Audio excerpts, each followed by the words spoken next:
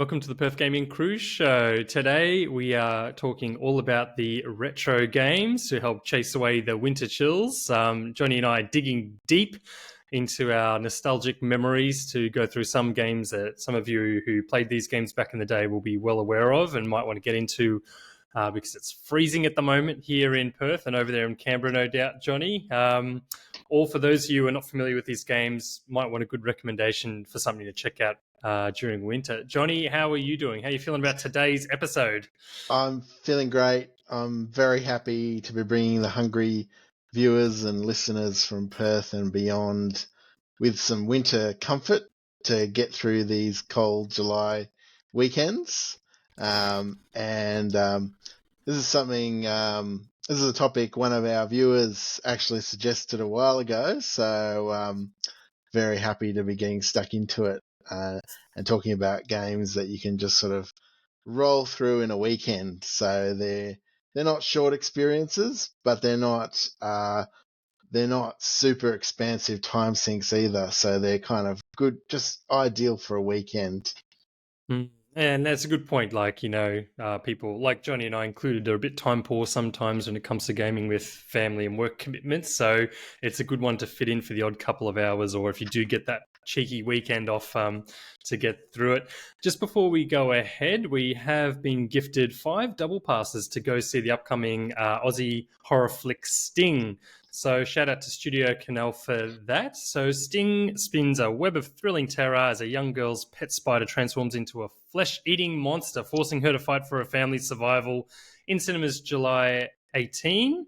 And we've got 5 of these double passes to send out. So if you're interested in joining, first of all, check out our episode and then contact us through the website, perthgamingcrew.com, and let us know, 1, what your favourite game is from today's episode that we talk about, and 2, what your favourite horror flick of all time. Also check Facebook updates, and we've got something on Insta. But let's get this show on the road. So we are going way back today, aren't we, Johnny? Way, way back to a good time, a happier time, a time of the Lost Vikings. What is this game? Yeah, so you're letting loose the Super Nintendo tragic in me, which is great.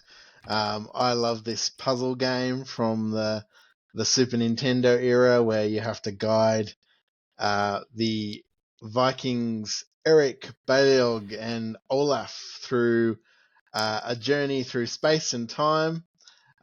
So basically, the 3 Vikings, they are abducted by an alien overlord who wants to put them in some sort of zoo, and they obviously want to get back to Viking times, so they have to use their complementary skill sets to get through all sorts of hazards through, I think it's about 37 levels. So this is great to play through for a weekend. Good way to keep your brain nice and active on a cold July weekend. And I love how all the different characters have their unique skill sets. So Eric is the runner and he can kind of bash into things. Olaf is the chunky guy with the shield, and he's got like a floating. That's how shields work, Johnny. He's got a floating ability. And then you've got Baleog, who's the warrior, and he's got his trusty sword, but also an arrow, which is bow and arrow, which is incredibly important because that's when you're navigating these different puzzles. There's lots of switches to flick and that sort of thing, and so they all have to work together, and the objective is to get all 3 of them to the end of the level in each level. And get through all these different hazards. So it's a great fun puzzler from the Super Nintendo era. Have you played this one, Jono? Oh, yeah. When you mentioned this is on our list, I was like, yes, I've played this through. This is a fantastic game. I did hire it back in the SNES days, but I think it was at PC at the time, so I know I had a few friends who played it on PC then. I think it's really good because it's a bit unique in the sense that it's not really a combat game, which is what you might expect from this. It is more of a puzzle platformer, and it was really cool at the time. I don't think there are any other games that I'm aware of that were doing this, where you would control 3 characters separately. You'd take in turns, and you'd have to navigate your way from the start of the level to the end of the level, like you were saying, you might have to get Olaf, who gets through, parachutes his way through a gap, and then he puts his shield up so that can't remember the red Eric can do his high jump onto the shield and jump over the next obstacle. So it was really cool. And even though there's a lot of levels, like you mentioned, the levels are relatively short and quite palatable. And the other good thing is this game is part of a classic collection that Blizzard released recently. So it was developed by Interplay and then published by Blizzard. And this came out as part of the Blizzard, I think it's the Blizzard Arcade Collection. It's on all the platforms. It's super cheap, so it plays great on handheld these days. You can play it on your PlayStation or Xbox and have a good time. And I think it holds up if you just want a bit of that sense of old retro goodness, or even if you missed out on this.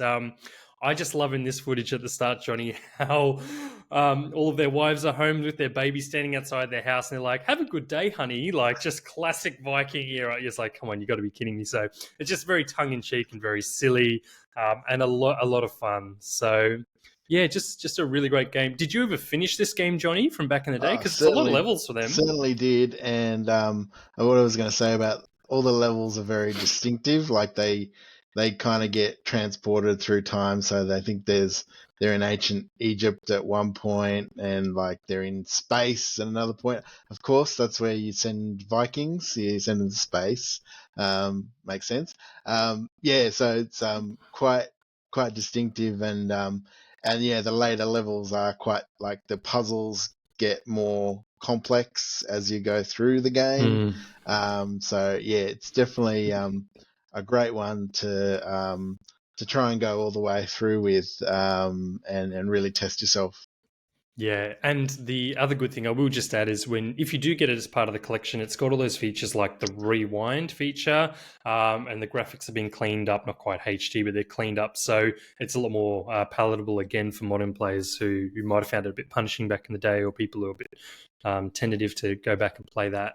But keeping on with the whole warrior theme, this is Golden Axe. I'm pretty sure anyone who grew up as a 90s gamer knows what this game is, especially if you're a Sega fan or had a Sega or someone else had a Sega.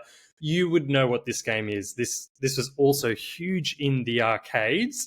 I played it on Sega at a friend's house, and I remember seeing it in the arcades, and I don't think I would have played it because I was probably trying to play Street Fighter instead or something like that. But this is an absolute must play. If you really want to know much about Sega's past, this is one of their best franchises in my view from back in the day. It's still very playable. I think you can pick it up, play it single player or with your friends. Essentially, the premise is there's a guy and his jocks, a lady and her jocks, and a dwarf with a giant axe. All of them, as you can see from the story, like snippet there, they've all had a family member killed by a boss called Death Adder. Sounds like bad news. Look, it's not going to win any awards for the storytelling, but it doesn't need to. This is a classic side-scroller beat 'em up, single player and co-op, and it does that really, really well. As I mentioned, you picked one of your characters at the start. It's always better to play with buddies. And you go from the left to the right side of the screen until you get to the big boss at the end of the stage, or multiple bosses, and then you go through the game that way. Again, it's a really good game to play. It was locked to arcades, so it's built like an arcade game where you had to put money in, so it's a hard game, and you lose, and you keep spending money, and that's how they get your money. But playing it on modern platforms as part of the Sega Genesis collection these days, again, on all the platforms, is a great way to access it. And for me personally, I love this game because it just has some great features. You're seeing here now the dragon footage. There are multiple monsters you can ride in this game, which is just the coolest thing ever, to a kid from the 90s era. But you've got to pick right, don't you, Johnny? Because some of the animals are duds and some of them are good. What do you reckon? Oh, that was the great frustration of this one when you picked one of the dud riding creatures that was no advantage whatsoever. Yeah. But you're right. This is one you want to play. It's a good one to play with friends. Just so much more fun. Having the just all the on-screen chaos of Golden Axe. Yeah, it's quintessential part of the Sega catalog. That's for sure. Yeah, just classic one. Yeah, absolutely. And look, another hot tip between the three characters, I tended to go Axe Battler. I didn't know his name until now. It's like the first time I found out. Very creative, because he's. I mean, you do need to know this if you're going into this game. He's like the medium fighter and medium magic. The dwarf has like the weakest magic but the strong fighting, and the girl has like the strongest magic. Tyrus Flare has like the strongest magic but the weakest fighting. Yeah, it's good that you can kind of choose. Like, there's a bit of difference between the three, but you need to get in there with your friends and play them all. Magic is so important in this game to clean out like the enemies on the screen, and the dwarf's magic doesn't cut it. So bring a friend if you play that. But that is Golden Axe. It definitely is playable these days, and 1, 2, and 3 are all part of the Sega Genesis Classics collection. So pick it up, an easy buy if you want to go experience those good old days. The next one I've got is one that I was delighted Johnny had picked. Johnny, what is this game? Because some people will know, because everyone who had a PC back in the day played this game in some way, and then some people who didn't have no idea what this is. What's going on here? So this is just an absolute gem from early 90s PC gaming. The Lemmings puzzle game, where you have to you can spend many hours trying to save these weird green-haired, blue-robed creatures from finding all sorts of different ways to go to their deaths, and it's your job in the game to find them a safe path through to the exit of each level, and you do this by utilizing the specific lemming abilities, and you have them in limited quantity. So you have lemmings that can like block the other lemmings to stop them, say, from falling off the edge. You have lemmings that can like mine their way through stone, so you can make tunnels and things. And then probably the favorite of everyone is if things have gone a bit pear-shaped, then just go for the nuke and blow them all up. Yeah, I remember that. I think that's like you can't beat the level, right? Because it literally sets a timer on them all, and then they just they explode. just explode. And So it's that's kind of like rage quitting in a game, isn't it it? It's is like it you get is to that point where you know you can't win, but you can't stop the game, and you have it's to like go it, out in it style. it's basically like, it kind of if you've played to a point where you can't actually complete the level, you can kind of just sort of you can exit the level essentially by blowing them up, and it's just a really funny animation. But the levels get again, this is a puzzler, and the puzzles get increasingly complex as you progress through the game. I I spent many hours at friends' places mucking around, trying to find like the most ridiculous ways to try and get these guys across from A to B. Excuse me. So yeah, it's such a classic, and it brings me so much joy just seeing these images again of all this like craziness going on.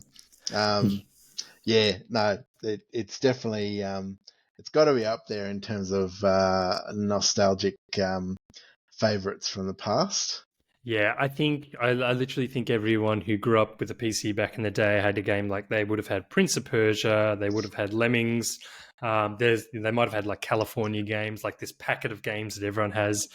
I played this. I think it was at like an uncle's house or a family member's house. I can't quite recall, but I do remember playing it for the first time without instructions and just giving it a go. And I didn't know about the stopper lemming, and within moments, like all my lemmings just bounced off wall, and I'm like, where are you going? Which one do I click? What's going on? And they start building upwards, but it doesn't matter because they're going straight off the end. I've killed thousands of lemmings in this game. It's a shocker.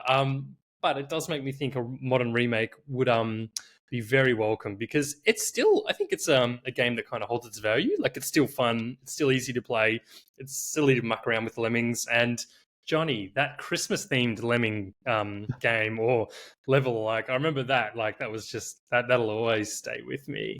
Yeah, it's such a unique game, isn't it? From that era. Yeah, no, don't think there's anything else quite like it. Nah, it's super special. So go check that one out. Again, you can play that through in a weekend.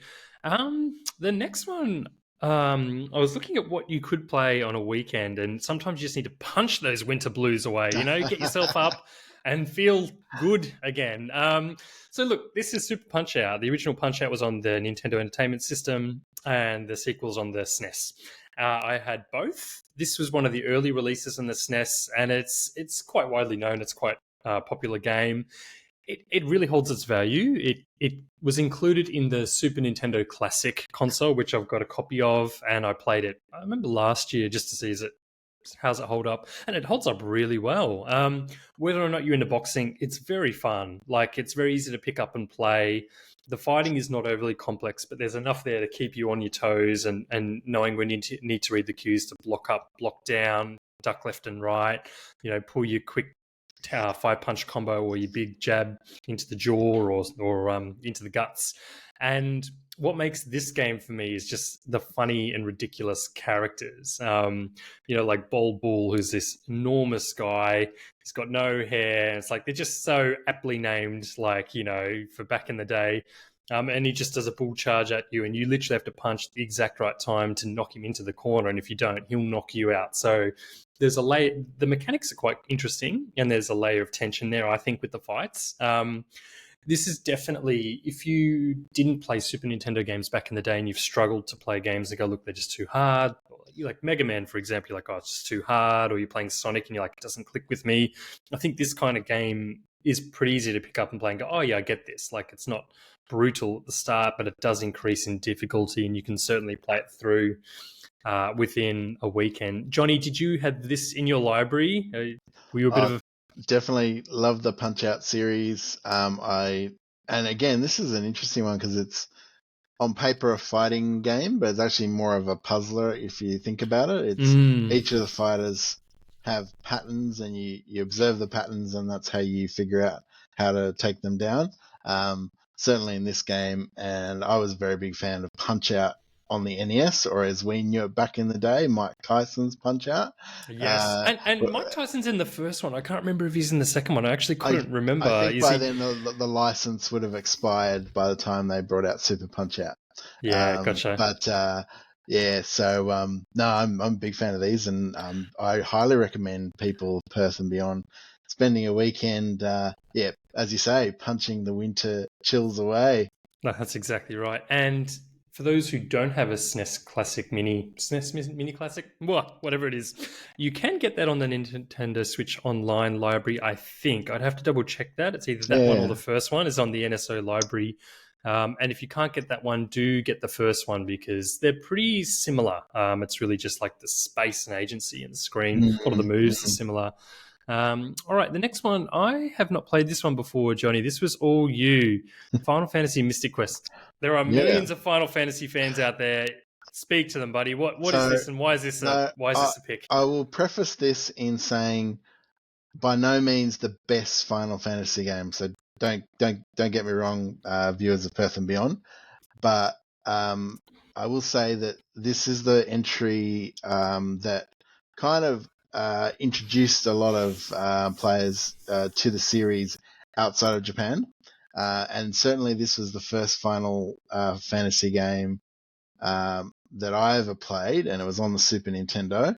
And at the time, I was kind of blown away. Like, I'd played games like Legend of Zelda, and some other games on the NES. But this game just felt like it had such an expansive world. It had this really epic opening where like continents are falling away, and there's some sort of mysterious tower in the center of the world that you kind of quickly figure out is your kind of objective. It's got this, obviously the turn-based combat and the companion system where you pick up companions to aid you in battles, and they all have different like abilities and weapons and things like that. So I borrowed this from a friend back in the day, and I became quickly kind of addicted to the gameplay and just trying to unravel the the story that was in it. So yeah, so I think it's a bit of a gem. I think um, you could certainly play it through a weekend, whereas I wouldn't say that would be true of some of the other Final Fantasy entries because I think they're much more expansive. So this is a bit more contained. But I've got some. I just remember the enemy types and some of the dungeon bosses were quite memorable. Like I remember there was this ice golem boss fight that was quite a lot of fun, and you had to like kind of melt different parts of the boss. Yeah, I think this is um, quite a good intro. Well, it was an intro for a lot of people into the series, and probably would have led people on to the other entries after getting a taster from this one. Mm. I never heard of this one. I some of the JRPGs I played were like Secret of Evermore, Chrono Trigger, those kind of games. But for some reason, this never came across, and I'm more aware of the mainstream Final Fantasy. So this is its own standalone, from what I understand, and it's its own epic quest. Is that right? Yeah, Like, that's yeah. right. Yeah, so I think this is probably so in I think when it released in Australia, it wasn't titled Final Fantasy Mythic Quest. It was just Mythic Quest. It was just its own Mm. thing. Mm. And I think it was kind of and I'd have to like check some of the history on this, but I think it was kind of a way of introducing the Final Fantasy style, the JRPGs, trying to introduce them into like markets outside of Japan, and they kind of use this to sort of test the waters. Okay. And after that, I think the rest was history. I think these games became so popular. Um, yeah, so but I had a lot of fun with this when I was in the sort of 90s, and yeah, definitely. I think it's a bit of an obscure gem. Yeah. Yeah, nice, nice. No, I would like to check it out because I've played quite a few JRPGs. I'd never come across this one. I love it how they throw you up against like a ridiculously tough monster at the Yeah. start from the look of it. And even though for people who've never seen these games, it looks simple. Back in the day when you imagine you're on the mountains with the like snow and the clouds. There's nothing like that at the time, and it blows your minds. You can't. Those memories are priceless. Like I totally feel you there, Johnny. With these kind of games. The next one is one of mine that is also a little bit obscure. And this is a game I think most people would never have heard of ever in their lives. This game is called Wrath of the Gods, and it's not massive, it's not well known. It's a point and click adventure. You basically play as your typical hero. Like it's not Perseus or Hercules. I can't remember the hero's name, but he's his own standalone creation. And it's back in the day when, yeah, point and click adventures were out and about, like Curse of Monkey Island and Maniac Mansion and that. This was back on the PC on the little hard discs. And this was my favorite of all time because I was super into Greek mythology, and I just came across this game when I was at like a local swap meet where they were just selling games on discs like Shadow Warrior and this. I was like, what is this game? Never heard of it. It was pre-internet, was not in any of the magazines I'd seen, and I was like, someone has created like my favorite kind of genre mythology and put in a game, and it is absolutely killer experience. It actually plays well as a game. It's about 3 to 4 hours long, roughly. But essentially, yeah, you take. I can't even remember the hero's name, but you play as him. You can still download and play this game. They've still got a website, wrathofthegods.com or something. I was like, oh my god, it's still around. I'm not the only one who played this. Yeah, and you go through a whole bunch of trials, like you're navigating ancient Greece, and you come across like the Lenaean Hydra. You come across Atlas, who's holding up the world on a pillar. If you die, you go down to Hades, and you have to escape. Early in the clip, you saw some footage of the hero being destroyed by Medusa. So, for anyone who's familiar with that tale, you know what you need to acquire to defeat Medusa. Yeah, and how to beat her. That's Dionysus we're seeing. They're all played by real world actors who were not like known actors, but probably the guys who developed the game, and just being silly and goofy. But it was, again, this is back in the day, we didn't have games that looked this good very often, and then a game that told a cohesive, interesting story about Greek mythology with these cool characters. And the monsters, as you can see, use that really old Ray Harryhausen. What's it called? It's like clay animation. So if you watch those shows like Jason the Argonauts or Clash of the Titans, which I would say is the main source of inspiration for this, then this is a game come true for like people who want to geek out on Greek mythology. Absolutely playing through on a weekend, even just for 2-3 hours if you never saw it. It's very fun and lighthearted, and follow the guide through if you don't want to go through the frustrations of not understanding the puzzles. But it's great. Johnny, have you heard of this ever? And does this kind of game interest you? I've never heard of this. This is, Yeah. but I think it's amazing, and I love the fact that it does look like the developers were like, we'll do the acting for this. So Yeah. I reckon that's awesome. Yeah. Yeah, no, it's giving me big like the '80s movie Clash of the Mm. Titans vibes. Sinbad the Yeah, Sailor. Do you remember the Sinbad yeah, the Sailor yeah, series? yeah, All yeah, that yeah. stuff. Yeah. Yeah. No, that it does look cool. I'll have to check it out if it's on you can play it on the internet somewhere. Yeah, because it does look like a bit of goofy fun. Yeah, it definitely is, and it's kind of like a mixed history lesson plus the adventure game. It's worth playing if you're into that. And there's no other game like this out there. There's lots of Greek mythology action games, but if you want something that sort of harkens back to those days and those films, then this will hit the spot. Now, speaking of hitting the spot, Johnny, there's one little-known game which might be a little controversial among the Zelda fans, but it is an absolute important one to talk about. What is this? I have to talk about. So this is the first Zelda game I ever played, which was on the NES. It was the second ever Legend of Zelda game on the NES, and yeah, it does get. I will acknowledge that right up front. That it does get a bit of hate because it was very different from the first Zelda game, and you often hear this thing about it's not a real Zelda game. But I kind of don't really buy into that because it's kind of ridiculous. At the time, there were only two, so you only had two types of Zelda. So how could the formula be so locked in stone already at that What point? did people Yeah, hate it for another reason though? Because I'd also heard it's about this hate, but I personally like this game. Like, I yeah, think it's a lot of fun and it holds up well. it's a great game, and my feeling is if it wasn't called Zelda, if it was just its own thing, Mm. people would kind of appreciate it for what a fun game it is. But Mm. because the Zelda fan base it's very tribal. We're all in our little pockets of no, overhead Zelda is better, or no, for like 3D Zelda is better. Mm. And this is like the child that neither clan will accept because it's so different. It's like a 2D kind of platformer with some light RPG elements. Mm. So Link in this Zelda game, not only does he wield a sword and shield and he actually learns sword techniques, but he masters magic, and he goes to towns and he learns magic spells.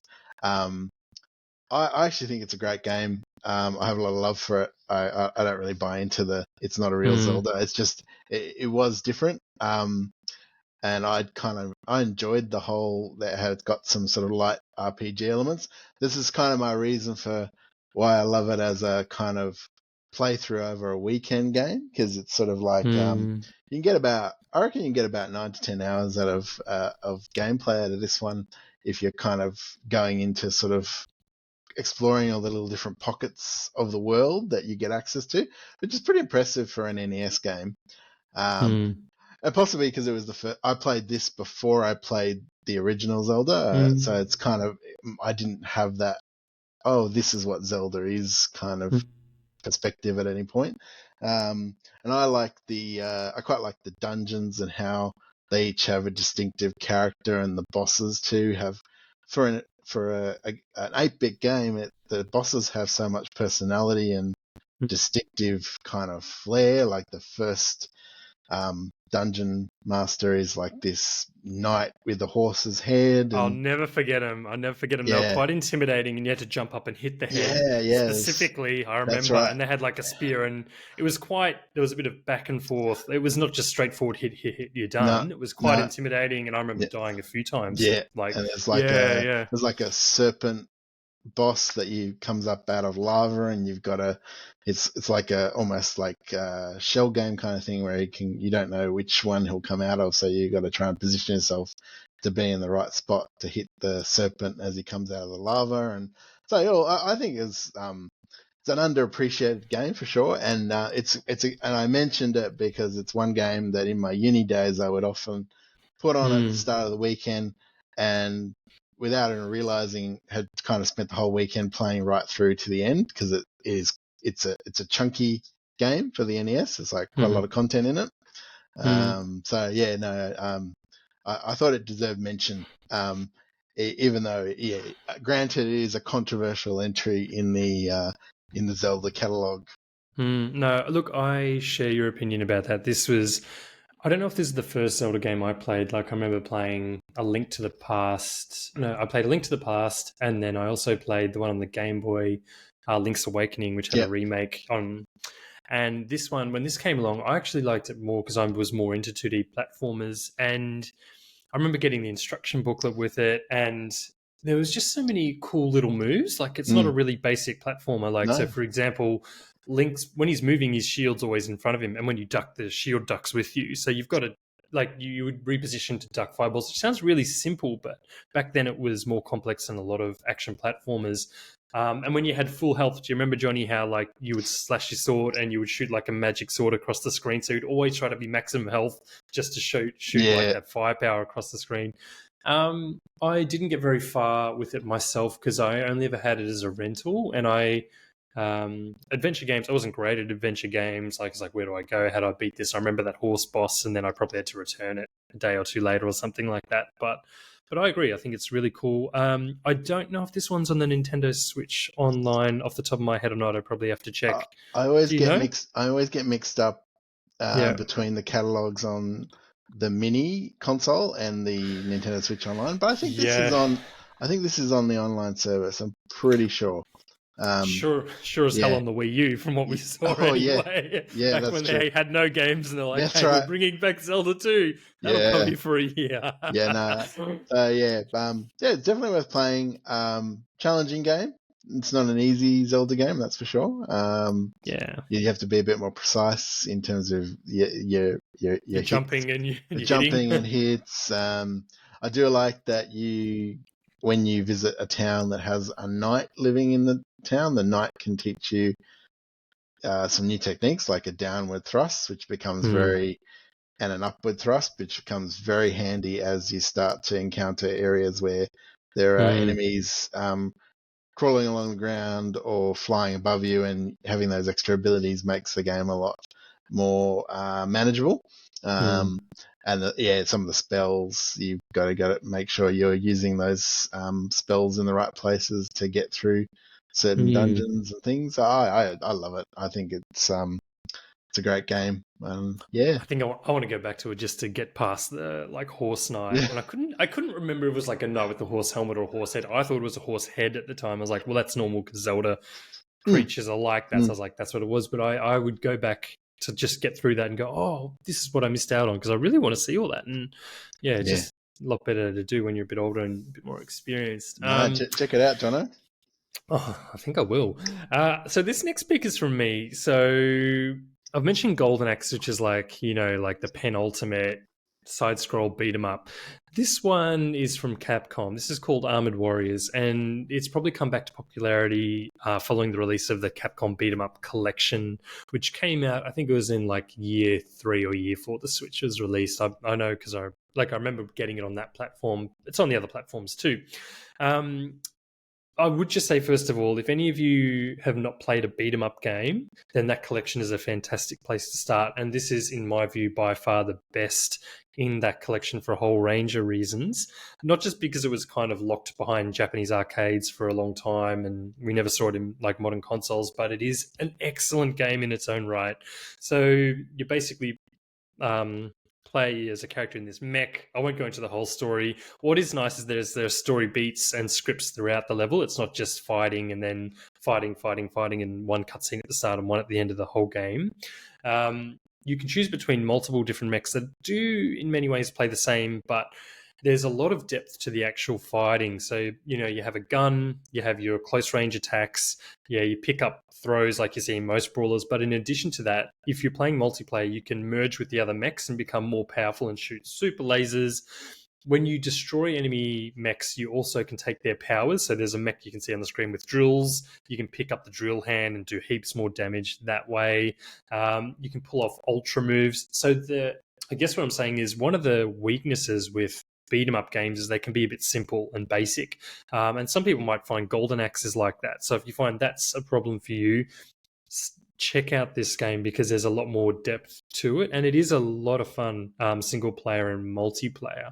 The level design is really cool, and the enemy design is really cool. It's just full of little sub bosses and big bosses, like mid game bosses and end game bosses, which is like core to these games. And one of the levels I remember is like when you are underwater, as you do because you need to have an underwater level, but you still move the same way you normally would. It's all fine. And the enemy boss is literally like this gigantic octopus mech, and it's like, well, of course it freaking is. Like, why wouldn't it? I think this game also delivered like the dream of like playing like a BattleTech game or a MechWarrior game for people who couldn't access MechWarrior on PC or loved the BattleTech series, the anime series, or even Star Wars fans just getting into that space sci-fi kind of genre. Very cool. And yeah, as I mentioned, this is part of the Capcom Beat 'em Up collection, so there's about 5 or 6 other games in that collection, all with their own value, like Streets of Rage, which I know is a big one. Yeah, so check it out. Johnny, are you into beat 'em ups, and have you seen this game before? I love beat 'em ups, and I must have been living under some sort of rock or something because I've No, this never was hidden seen away. This was looks hidden away. very So cool. yeah, so we've talked about the Turtles games and the Yeah. X-Men games. They're more popular, Alien Predator, but this game was hidden away. So Yeah, yeah, wow. so go ahead. That's why it's just come out of nowhere, and it's like, gee, this is really fun. So is this something that like we just didn't get much traction outside of Japan, maybe, or perhaps, and maybe just being based in Australia. I'm not sure if it didn't come to Australia, because it would have been its own standalone game, and I mean it's Capcom Japanese made. It might not have had that broad appeal like Turtles did. Sure. So they might not have bothered marketing it. But as you can see from the gameplay mechanics and the graphics, it's more advanced in those games, and it's certainly a lot of fun, and there's a lot of appeal there, right? Yeah, but yeah, would you pick this up, or is this something? For sure. Yeah. There's just so much detail in this going on. Like even like the your enemies are like climbing into the mechs, and they've put so much sort of work into the animation and stuff like that. It's incredible. Yeah, definitely. The human enemies, like you kick those around, and as you can see, they climb into mechs. It's pretty advanced. I wonder if it couldn't fit into the SNES or Sega Genesis chips, perhaps, and maybe it was relegated to arcades, which is why we didn't see it. I'm not sure, but that is Armoured Warriors, part of the Capcom Beat 'em Up collection. Very cool game to pick up. All right, we have 2 more to go. So, Johnny, I think I'm going to hand over to you for a little-known game that is moderately popular. Small game that's moderately popular. Some character that people might be familiar with, has a mustache. Might have seen a recent movie, He's known for unclogging toilets, That's right. Nothing special going on here. Look, not this doesn't need too much introduction. It's Super Mario World, classic 2D side-scroller from the Super Nintendo days. Just love it for it just kind of perfected the Super Mario Brothers platforming formula, and of course it introduced us to Yoshi. So I just got so much time for it. Excuse me. And I'll say, go ahead, Jono. Go ahead. I was just going to say, this is probably one of the more accessible Super Mario games. So it is on NSO Online. It's on the SNES Classic. For those of you who want to dip your toes in but might not want to buy one of the brand new, more expensive games, you've just picked up a Switch and you're like, all right, what's the deal? I would recommend you start with this. Like, it's just that quintessential Mario game. It plays well. It's aged well. Johnny, what were you going to say? Sorry. I was just going to say that I think what really sets this one apart is the really satisfying music and sound effects. So the end level theme, every time you hear it, is that ba ba ba ba ba ba ba ba ba. That's just so You know satisfying what's to hear. coming. Yeah, Yeah. and all the sound effects are just so pristine.